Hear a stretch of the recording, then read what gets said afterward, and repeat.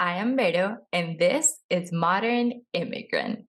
Welcome, everybody, to a new episode of Modern Immigrant. As always, I'm so excited to be bringing you a new story. Remember that we have episodes every other Wednesday, and you can check out our Instagram at Modern Immigrant or our website, modernimmigrant.net, if you want to get more information about our episodes and our guests. Today, Stacey is going to be sharing her immigration story from Australia to the USA, most specifically to Minnesota, where she has been adapting to the cold weather and many other challenges. In this interview, Stacey shared how challenging it was to start a new life in a different country, how lonely she got at many points, especially when she had her baby during the pandemic and she wasn't able to have her family here with her for support. Stacey is a lawyer, and we were talking during this interview about how challenging it can be to move to a country where your experience, your background, your years of work really don't translate the same way. Stacey gave us amazing encouragement on what are some of the things that we can do in the meantime while we get our certifications, while we get our transcripts, while we get those exams and all of those requirements that we need in order to practice in our field. I really appreciated this interview and the words of encouragement that Stacey gave us at the end. Stacey also talks about her business, Family First, and how she helps immigrants with the application of the visas, filling out complicated paperwork, and the inspiration behind that. In the description of this episode, you will find a way to connect with Stacey and with her services. Remember that if you found this story helpful or if you enjoyed it, you should pass it to another friend, and that way we can continue to support each other in this community. Thank you so much for being here and enjoy. Bye. So welcome everybody to a new episode of Modern Immigrant. As always, I'm really excited and I cannot wait for you to meet my guests. So Stacey, welcome to Modern Immigrant. Thank you for having me. I'm glad to be here. Yeah, I'm super excited to explore the work you do and with your organization. But before we start talking about that, I would love for you to tell us about your own immigration journey, because I know that's going to tell us a lot about what inspired you to do what you did today. So So back in 2017, I met my husband, and then so we met online and then dated a little bit and came back and forth with trips to meet each other and get all of the normal things going. And then we got married, and then I was still visiting and going through the CR1 spousal visa process. And then on my third visit, while we were waiting for that to come through, my husband got a little sick and ended up in hospital for 6 weeks. And then so suddenly 3 weeks into my trip, I'm thrusted into this situation where I'm having to change to adjustment of status because he's going to be in the hospital for 6 weeks. And, I'm trying to sell my car and I'm trying to sell my house at home. And so, all these things kind of happened. And then here we are. Basically, I went through my adjustment of status and did my interview in September 2019. So I went through the Minneapolis field office, and it was a 13-month process to get the interview. And then, in the meantime, I also got my EAD and everything like that, and started working. So I was at least able to do that. But, that's kind of a bit about my immigration journey. yeah, and that was from Australia. That's where you met him? Yes, yeah. I'm from Australia. And then he is from here in Minnesota. And then that's where I moved, which the winters are just fabulous. But yeah, I was just going to ask about that. I mean, tons of questions I have. I can only imagine how stressful it was to be processing all of those, paperwork, forms, applications, waiting to be together, and then things can happen in the meantime, as you were saying. How was for you that process of adapting to the USA after being in Australia, after meeting him there? It's like now getting to know where he's from as well. How was that cultural shock? Yeah, I don't know if you ever really get used to it. I still feel like a bit of a puzzle piece that doesn't quite fit. I don't even know how to describe it, but like you'll go to the shop and something works a little bit differently than it does at home. Or someone won't understand your accent. I get that all the time. So it's kind of difficult. I don't think you necessarily ever feel like you fit, but I also love the US and the opportunities that it has brought. And, I've created a family here, and it's one of those things that's kind of hard. You'll never sort of separate from home, but also then you start to just create a new life, and you almost just get used to feeling strange and feeling out of place, I guess. Yeah, exactly. I love that you're saying that because I feel like as immigrants, we all explore that in different points of our immigration. It's like sometimes you're more adapted and then you go back to the beginning in a way, and some things remind you where you come from or the things that you miss. Are there any things that have been specifically challenging for you in this process of being an immigrant in the US? Um, I think having my little boy during COVID. Mm. So I was actually pregnant when I found out about my interview. So then I couldn't, leave, and I wouldn't have anyway. I mean, I sort of was just staying until my interview and everything was going. But I was already pregnant and super close to having my baby. And then my mum was supposed to come over right before he was born. But unfortunately, 3 weeks before he was born, they shut down all of the flights. And Australia only just opened their flights again in February. So my mum is actually here now visiting for the first time in 4 years. This is the first time we're seeing each other in 4 years. So, yeah, I think that was specifically challenging, is just having no family support around when I had my baby. Totally. And just adding a pregnancy with a pandemic, with being a new Right. immigrant, like everything together. Yeah. I can only imagine how hard it was. And has it been hard to like build that new, let's say, family or friends or network of friends now that you're in this country? Because I found that specifically challenging. Like my partner is my partner is from the US, and it's great to have his side of the family and friends and support, but I also feel like I'm a little behind on that, Yeah. on building my own network. Yes, yeah, I agree. I think it has been challenging. I think it's challenging to make friends and make new connections as an adult anyway.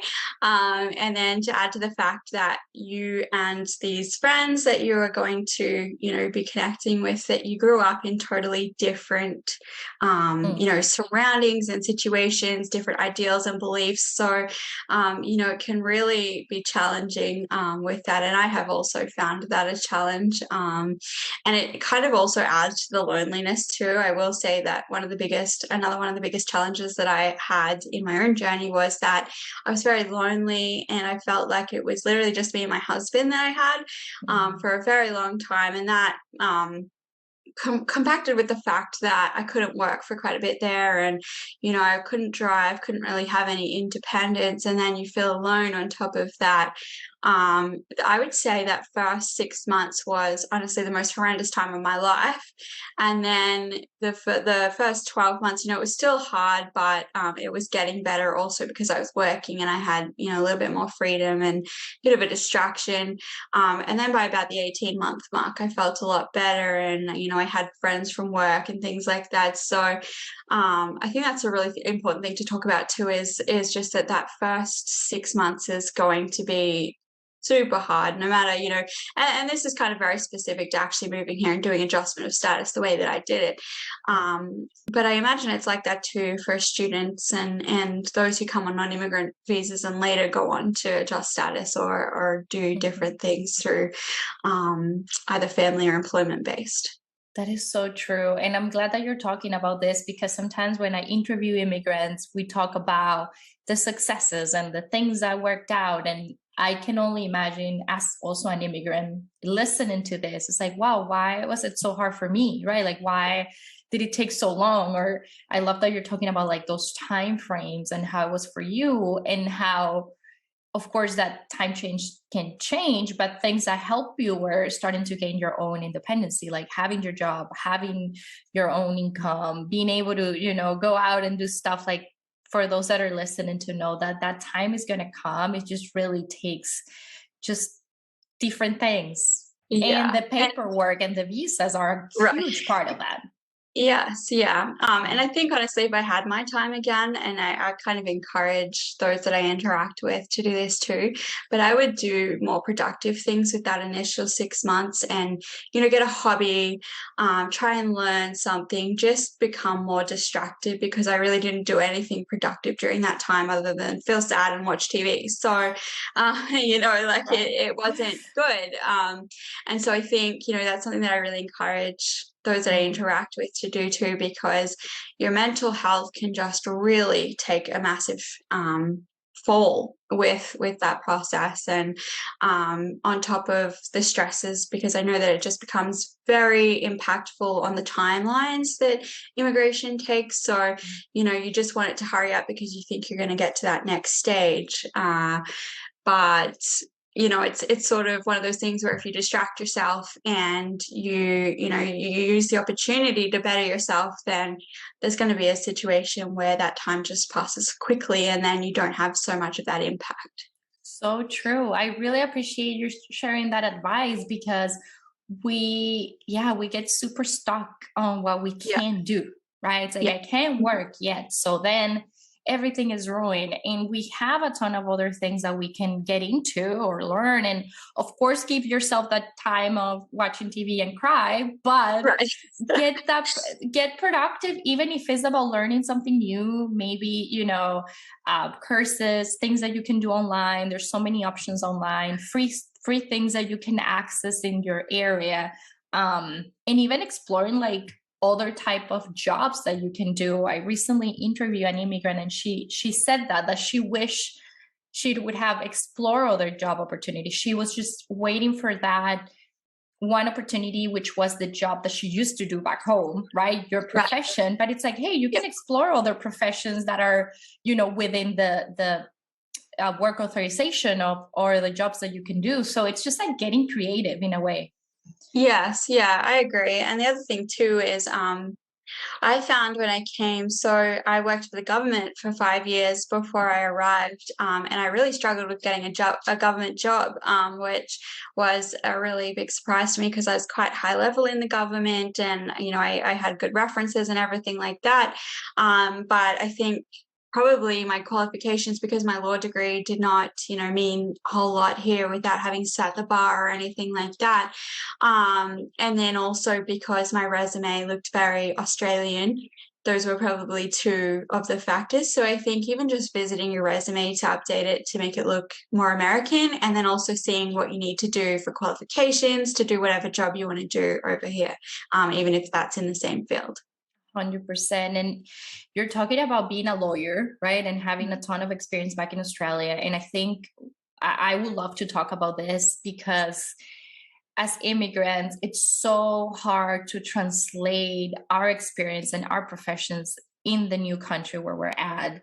And I always hear that doctors, lawyers, right? Like those are two huge professions that are people have that sense of like it's almost impossible. Like just drop it, become something else, go to school again. How Yeah. was for you like that? Were you able to certify your degree? Were you able to do the bar? Like how was that experience? Yeah, so I'm in the middle of doing my master's right now. So it when I was first looking into it, I was like, okay, so what do I need to do? And then there were 3 or 4 states that would take my overseas degree. So it was either register in one of these 3 or 4 states, or go and do a JD. So sit through law school another time, a whole another 4 years. And then so there are a couple of states out there that allow you to just take your degree and sit the bar right away. But honestly, without getting into the logistics of it, sitting in a bar without knowing a single thing about US law would just be difficult. I mean, it's impossible. So, and then the other thing that detracted me from just going and doing that is that there was they advertised that it was quite a lengthy process for them to look into your degree and to, do all the equivalations and all those sort of things. So, I I'm doing my master's right now. I started that in January, and I'll be done in a couple of months. Nice. And Congrats. yeah, thank you. I mean, not that my life is not already crazy enough without having to add that on, but Yeah. I've maintained a perfect GPA, which I'm super proud of myself about. And, I kind of just, I'm grateful that I've done that too, because now I know about the US law, the way that the courts work, the way that everything is expected to be done here. And then so I'll be able to sit the bar in February, and I'm actually just about to submit the application for that. So, we're Awesome. super close now, and eyes on the prize. Of course. And I love that you're sharing that. It takes some time, it takes work, it takes going back to school in many cases, but I also know that you have been able to do a lot of work Mhm. regarding your profession. And we were talking about the importance of family. We were talking about the importance of that connection. And I love the name of your services, which is Family First Immigration. So I would love to hear the inspiration behind, although I think it's a little obvious Yes. that that's why you're here based on Yeah. that. But yeah, tell us about it. How did it came about? And then we can talk about how people can get connected. Yeah. So basically, what I was kind of experiencing myself when I went through this is that it's very difficult to get a straight answer anywhere about different questions that you might have. You'll go onto one web page and here's answer A, and then you go on to three others and you've got B, C, D, and E answered. And so, it's just very difficult to get the correct information. And then sometimes people will come to me and say, "Hey, I heard this on the internet." And it's like, how do people even invent this? Even It's the kind of crazy. language, right? Like the Right. words that they use are like, what are you talking about? What does that mean? Yeah, exactly. And then so, I was thinking about it for quite a while before I actually ended up starting up my business. And I was like, you know what, I'm going to go for it. I've got good qualifications at home. I mean, that doesn't help me here. I can't call myself a lawyer or anything like that here, but I've been through the process and I can relate. And that's kind of why that's important. I mean, myself being through the process doesn't qualify me to do what I do, but it helps me because I can relate, and someone says to me, "Hey, I'm feeling like this," and I know. And so that's how that helps me. But it definitely pushed me in that direction, because I realized when I was interacting with people in my own process and when I was trying to look through information, it was just very difficult to kind of navigate. And then, so what that has actually caused is an average of 12% of immigration applications being denied every year. So in the family realm, that equates to around 75,500 immigrants who are either not able to join their families or who are, at risk of deportation. So that, I mean, that's something that needs to change. And I think that, my thinking behind it is that I could change that by offering affordable access to immigrants for professional help. So you don't need to go out and hire an attorney if your case is not complex, and a role of an attorney is to analyze the law, see what is kind of the complicating factor with your case with the law, and then help you out of that situation. But in law school, and certainly, in my previous work and in my history, I've never, been tasked with filling out forms. So that's not a lawyer's job. That's not something that you really need a lawyer for. So if I can help you to fill out the forms and you don't have a complex case and you don't need to get an RFE and it can make it smooth, then that's going to prevent some of those denials that we're seeing. So, I mean, that was the longest short story ever, but that's kind of No, it's great. what We need that inspired. story. Yeah. Yeah. And you're sharing that, and it just comes to mind so many examples or scenarios of people I have met that have been so stressed out about that process, about the legal process of their immigration. And then you add the emotional, the mental health, the physical health. It's like, Yes. how do I do this thing that I don't understand, that creates fear? And you're talking about the services that you provide, and I'm thinking immediately also on the language piece. Like, do you offer different languages? Is there Spanish available, or obviously other ones that can people access? Because language seems to be such a huge barrier when it Yes. comes to legal procedures. Yeah. So I mean, we have a Spanish speaking staff member. That seems to be our most common language barrier is Spanish. Mhm. Um, though Google Translate has really been our best friend for quite a I while. bet. Yeah. So, if there's a Spanish speaking client who really doesn't speak a lot of English, we'll have our Spanish speaking staff member translate for us and kind of get into that realm. But that sort of also, I've reflected a lot recently when I was actually searching for my client who asked me for the forms in Spanish. USCIS doesn't publish the forms in any other language. So, isn't that wild? You're kind of dealing with people from all around the world, and that is all you deal with is people around the world, and you don't put a form that could end them, exiled from the country. You can't put it in their own language. So I think that's crazy. They're like creating so many barriers, literally. Like they say the information is there, but it's really not there to No. get this position. Like the fact that we need to go around the system and create organizations like yours and services like yours just tells you how broken the system is and unable to function in a proper way. But I feel hope knowing that there's people like you behind these places, because bringing your own experience, as you were saying, is not going to necessarily like fix another person's problem based on the experience, but it does get you to relate so much to them and think about what are the things that they might be going through that we can tackle or that we can offer. Right, exactly. Yeah. And I mean, that's been very helpful because sometimes it's nice just to feel connected to someone and feel like your concerns are being heard. And I think that's a lot of the problem. Like there is kind of a lot of a breakdown in relationship between attorneys and immigrants. And the reason is because they can't relate. I mean, they've never been in a position where maybe their spouse will be taken away from them, or they can't spend the last days of their parents' lives together or things like that. So it's just like, I think that is a cause of a big breakdown in relationship between a lot of attorneys. And it's not to say that they don't do a great job because, I mean, you don't have to have gone through this process just to do a great job, but it definitely helps. What's the extent of your services? Like, can people be in different areas of the country? Is it like a Zoom kind of meeting, or do you also have like attorneys or lawyers that will accompany the person throughout the whole process, even in court, for example? Yeah, so we don't do anything that's complex. Until I sit the bar in February, I won't be able to do that.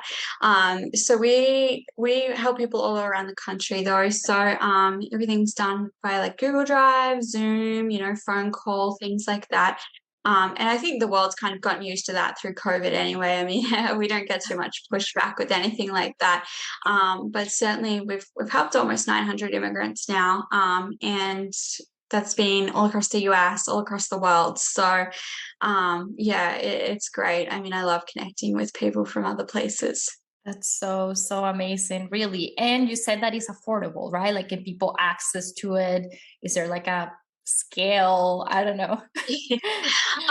So I mean, we've basically the highest price that we charge is $600, and that's for the K1, which is the K1 application and all the green card process as well.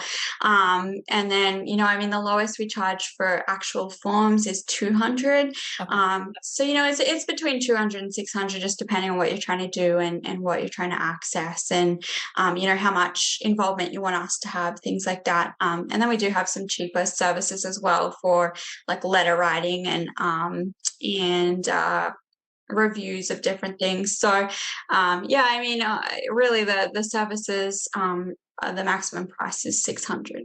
600. Thank you. That's super helpful for people to hear and learn, especially if they're thinking about reaching out for help and for support. I would really want people that are listening to feel that, their services or people out there, they are not alone. That's like a message Right. I'm always sending, because it does feel pretty lonely sometimes.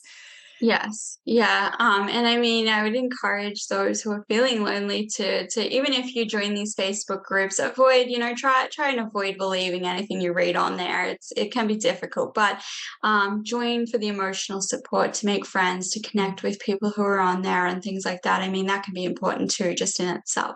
Yes, that is so, so true. Is there a website that you can share or an Instagram account so people can go check it out? of your Yeah, so business? they can find us at www.familyfirstis.com. We also have Facebook and Instagram under Family First Immigration Services, so we can be found in all of those places. That's awesome. And I'm gonna make sure I add those at the description of this episode so people can go click on it and it's easier. I feel like, just trying to make things easier for everyone listening is always helpful. But Stacey, I would love for you to give us like a last message that you would like to again give us in this interview for those that are listening, depending on if they're immigrants, if they're thinking about immigrating, but something that can come from your experience and your profession as well that you like to leave us with. Yes. So an immigration paperwork tip, if you're gonna do it by yourself and you don't want to get help, just make sure you read all your information from the government website and don't take anything from other websites. So Department of State, USCIS website, and occasionally there's the Foreign Affairs Manual. All of those are appropriate websites, not so much anything else. So just make sure that you do that. And then on a personal level, I think I would encourage you to believe in yourself. It's very easy to feel disconnected and outside, but the American community is great and they're very accepting for the most part and very helpful and honest and loving people. So, try and make yourself a community, try to fit in as best as you can, even though you may never feel like you actually fit in. Don't tell yourself what you can't do, believe what you can do because you're your only barrier. And that would be my advice with that. Daisy, those are such amazing advices, plus the ones that you gave us in the interview. I truly appreciate that you came to Modern Immigrant, that you wanted to share about Family First, that you wanted to share your story. And I wish you the best with a grad school, with the bar exam, and with the winter that's coming. Yes, I need the best of luck with all of those things. Yes, good luck, and thank you for being here in Modern Immigrant. I appreciate it. Thank you. Yeah, thank you all for listening, and I will see you the following week.